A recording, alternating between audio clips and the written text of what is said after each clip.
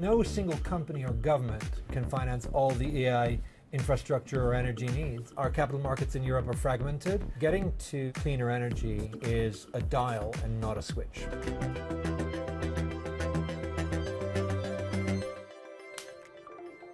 Hello, I'm Anджеле Barns and welcome to this episode of The Big Question from Davos in Switzerland. Well, on The Big Question, we speak to some of the most influential people in the world of business. And today I'm joined by Francesco Chekkато, the CEO of Barclays Europe.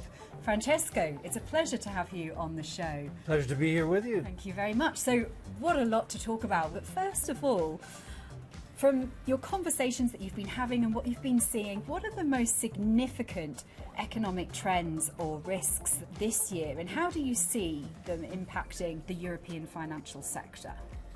So the theme this year at Davos is collaboration in a digital age, and clearly what that aims to get behind is how can we harness the power of technology to ultimately reignite growth without ultimately having an inflationary problem that comes back.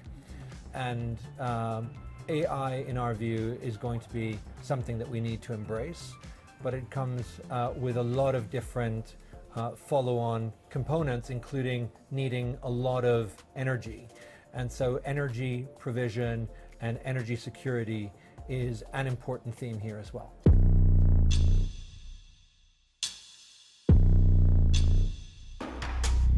I want to talk to you about Barclays AI report, which has just been released.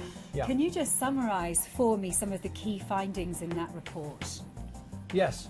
So I think it's important to tie it together with the report that we published roughly this time last year, which was about the impact that AI can have to boost productivity, in particular support aging populations who are perhaps becoming less productive, and to aid them in ultimately creating better economic outcomes. This year, what we're focused on is how do you actually think about the energy needs of the AI investment that we're going to have to make? Because no single company or government can finance all the AI infrastructure or energy needs. We need to see large investment in energy to support the AI infrastructure. Why is that? Because every application of AI requires lots of computing power. The latest Colossus AI supercomputer that Elon Musk is investing in has 200,000 GPUs. That requires a huge amount of energy. And we are seeing more and more GPUs added as the use cases and the applications of AI become more and more sophisticated and wide-ranging. And what the report says is that energy demands are going to go up massively between now and 2030, and we see the potential for real infrastructure investment needed. I mean, just to give you one metric, the IEA is projecting that 1,000 terawatts hour are going to be needed for all the data centers in the world. And of course, it's data centers that can perform these AI calculations. And therefore, our view is that we need to understand that energy infrastructure is critical to supporting the AI, which, tying it back to last year's report, is critical to productivity. Francesco, there is a lot to take in there, but do you think Europe is prepared for that, or is it a case of it's now getting prepared for the enormity of what's needed to invest in this AI infrastructure? I think it's important that we prepare for it. AI is one way, one technology that can help us and resolve some of our problems. But it needs investment, and it can't all be coming from governments because they're fiscally constrained in many cases. It can come from the capital markets, but our capital markets in Europe are fragmented, and therefore we need to reform them, and we need to do that quickly. And this is something that President von der Leyen talked about. It needs to happen with less red tape and with more, if you like, straight-through processing of the type of project that can bring real economic advantage. I just wanted to ask you about sustainability and digital transformation. How do you envision these influencing Barclays' strategy for Europe when it comes to sustainability and digital transformation?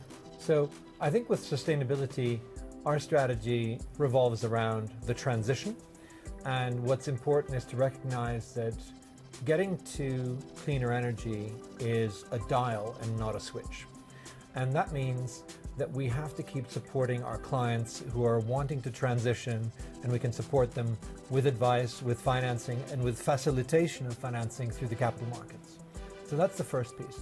The second piece is to know that from our perspective, our target of 1 trillion of sustainable and transition finance by 2030 is still something that we, as Barclays Europe, want to continue to contribute very meaningfully to, and that's what we have been doing. And the third component of our strategy is to continue to support companies at the early stage in the clean tech business that can continue to drive technological change that can help the energy transition itself. Those would include, for example, our investment into a company that does solar energy, but not through typical solar cells, but through solar tubes.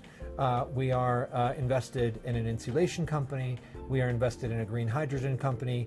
And these are all examples of that specific strategy to invest the group's balance sheet to ultimately support the transition.